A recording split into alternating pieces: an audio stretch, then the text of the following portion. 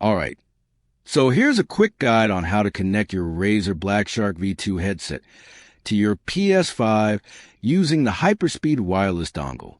First, grab the wireless dongle and plug it into any of the USB ports on your PS5.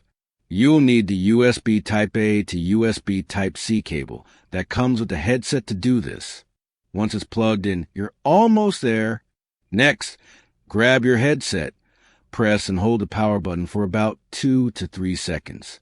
You should see the headset indicator light briefly flash, and then it will turn solid green once it's connected to the dongle. That means it's ready to go. Now, head over to your PS5 settings. Go to Sound and Output.